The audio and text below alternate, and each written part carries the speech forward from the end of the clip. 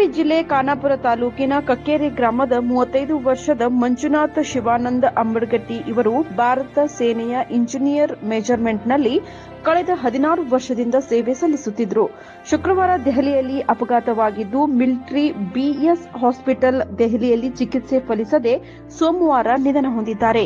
ಇವರಿಗೆ ಪತ್ನಿ ಅನುರಾಧ ಹಾಗೂ 1 ವರ್ಷ 6 ತಿಂಗಳ ಗಂಡು ಮಗು ಇದೆ. ಬರುವ 2025 ಏಪ್ರಿಲ್ ತಿಂಗಳಿನಲ್ಲಿ ಸೇವೆ ಮುಗಿಸಿ ನಿವೃತ್ತಿ ಹೊಂದುತ್ತಿದ್ದರು. ದುರಾದೃಷ್ಟವಶಾತ್ ಅಪಘಾತದಲ್ಲಿ ಸಾವನ್ನಪ್ಪಿದ್ದಾರೆ. ಈ ಸಾವು ಸಂಪೂರ್ಣ ಕುಟುಂಬ ಹಾಗೂ ಗ್ರಾಮಕ್ಕೆ ದುಃಖ ತಂದಿದೆ. ಇನ್ನು ಪಾರ್ಥಿವ ಶರೀರ ಇಂದು ದೆಹಲಿಯಿಂದ ಕಕ್ಕೇರಿ ಗ್ರಾಮಕ್ಕೆ ಆಗಮಿಸಿದೆ. ಬಿಡಿ ಗ್ರಾಮದಿಂದ ನೂರಾರು ಸ್ನೇಹಿತರು ಹಾಗೂ ಮಾಜಿ ಸೈನಿಕರ ಸಂಘ ಪಾರ್ಥಿವ ಶರೀರವನ್ನ ಬರಮಾಡಿಕೊಂಡು ಬೈಕ್ ರ್ಯಾಲಿ ಮುಖಾಂತರ ಕಕ್ಕೇರಿ ಗ್ರಾಮಕ್ಕೆ ತಲುಪಿಸಿದರು. ಬಳಿಕ ಸಾರ್ವಜನಿಕ ದರ್ಶನಕ್ಕಾಗಿ ಗ್ರಾಮದ ಸರ್ಕಾರಿ ಹಿರಿಯ ಪ್ರಾಥಮಿಕ ಶಾಲೆ ಆವರಣದಲ್ಲಿ ವ್ಯವಸ್ಥೆ ಮಾಡಲಾಗಿತ್ತು. ಗ್ರಾಮಸ್ಥರು ಹಾಗೂ ಹಲವಾರು ಜಿಲ್ಲೆಗಳಿಂದ, ರಾಜ್ಯಗಳಿಂದ ಸ್ನೇಹಿತರು, ಬಂಧು ಬಳಗದ ಜನರು ಹೆಚ್ಚಿನ ಸಂಖ್ಯೆಯಲ್ಲಿ ಆಗಮಿಸಿದ್ರು.